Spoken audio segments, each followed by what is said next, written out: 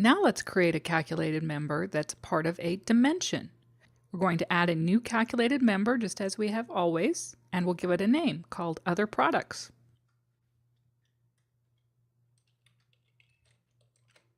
Now here's what we need to do differently when we're not creating a measure calculation.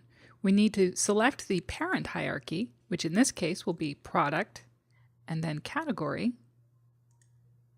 And then we need to identify the parent member, which would be the top of the hierarchy.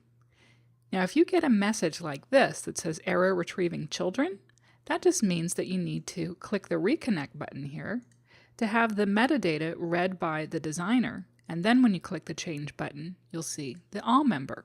Now, if you've selected a multi-level hierarchy, then you can choose any other member within the dimension hierarchy to be the parent for your new calculation.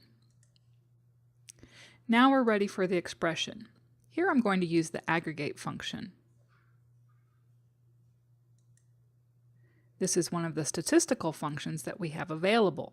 So I could use average or max or min or sum, among various others.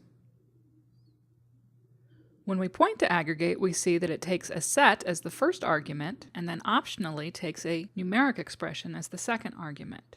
So we'll drag and drop aggregate into the expression box here, and then we need to provide a set.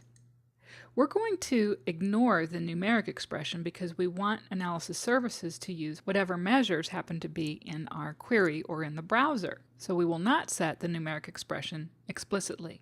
Now there are lots of ways to create a set, but we'll just use the metadata tab to select our members of the set explicitly. To define a set, we first need to create a pair of braces. And then inside of the braces, we need to add our members. And we'll find our product category members. So there's accessories. Now notice it doesn't say the word accessories here, and that's because in analysis services we have key columns and name columns for each member. So in the case of accessories, the key column has a value of 4 if we were to look at the underlying table. And we can reference in MDX the key column by putting the key value in brackets and putting an ampersand in front of the first bracket. So ampersand 4 is the equivalent of typing in accessories, like so. Now key column values are less likely to change, so using key values within our expressions can be a good idea because we know that even if the name of the member changes later, our expression will always work. However, it's harder for people to come and look at expressions and know what those values are. So you need to decide when you're creating the expressions what the risk is of using the name column in your expression rather than the key column. To keep things simple here, I'm just going to continue by using the drag and drop, which will use, of course, the key columns. So I have a comma and then the clothing and another comma.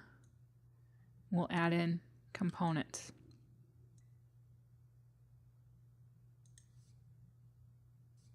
And I could even add in, just in case, the unassigned products member as well. Notice here that because the unknown member, called unassigned product, does not come from a table, we have a different representation of its name. We have a function called unknown member. Now for a format string.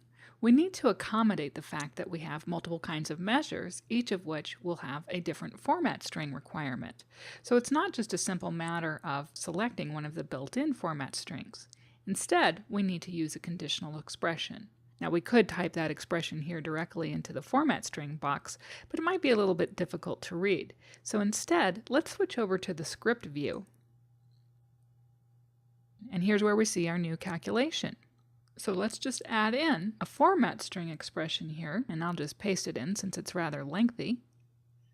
But you can see we have format underscore string equals, and then my case expression that looks to see if the current measure is profit margin percent, we'll use the percent format string. But if the current measure is either reseller order quantity or internet order quantity, then we'll use pound, comma, pound to show integer values with a thousand separator. For everything else, we'll use currency. And notice that each of these format strings is enclosed in double quotes. Now we may want to add in one more property. If our front-end tool doesn't know how to interpret these, it will just simply not format these values. So we can add in a language property, which in my case is 1033 for United States English. And then of course to test this, we'll deploy our project.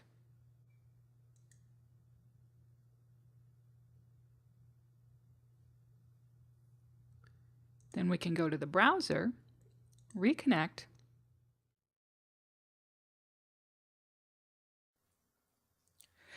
so notice here we have other products listed in our set of members available for the category attribute hierarchy. And in the sales amount column, it represents the sum of accessories, clothing, and components. Now our grand total value does not include other products. It's simply the sum of accessories, bikes, clothing, and components, without the other products. Similarly, other products in the profit margin percent column is the aggregate of accessories, clothing, and components. In the other products column, it represents the sales amount minus cost divided by sales amount. So it's correctly computed for the other products row. And that's the purpose of the aggregate function, to always work correctly with the measures that are involved in the calculation.